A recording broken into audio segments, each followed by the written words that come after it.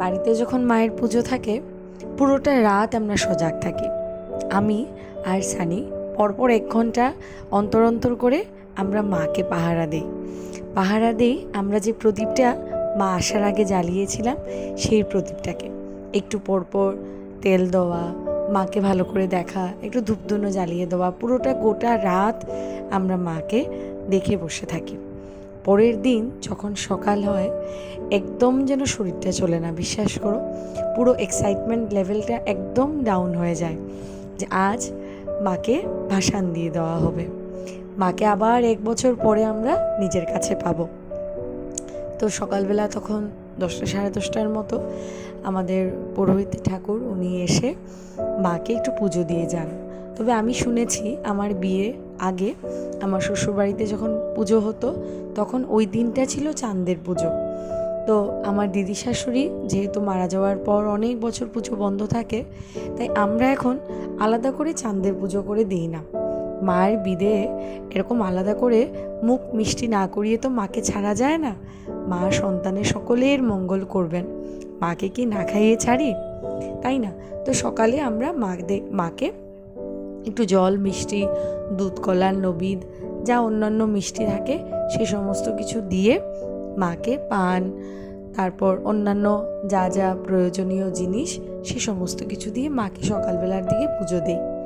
পুজো শেষ হওয়ার পর আমরা দুপুরের খাওয়া দাওয়া কমপ্লিট করে, কারণ পুরোহিত ঠাকুর বলে যান যে সকলেই তোমরা বাড়িতে যারা আছো সকলেই তোমরা খাওয়া দাওয়া সেরে তারপর একটা সময় থাকে মাকে নিয়ে বেরোনো।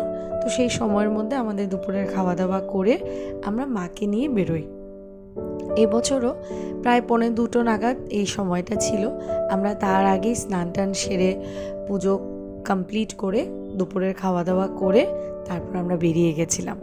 এবছর আমার কুটি পিসি, ওনার একমাত্র ছেলে, আমার ছোট দেওর, আমার ভাই যাকে বলে ডাকি, ও ছিল আমাদের সাথে পুজোতে। তো ও থাকায় অনেকটা ইজি হয়ে গেছে পরের দিনের কাজকর্মগুলো, কারণ মাকে নিয়ে ভাসান দেওয়া এগুলো তো একটু দক্ষের কাজ, বাইরে থেকে লোক জোগাড় করা। তো সানিও ছিল আর সঙ্গে আমার ভাইও ছিল। তো আমরা সকলে মিলে মাকে খুব বরণ করলাম, মার সাথে একটু সিঁদুর খেলা হলো।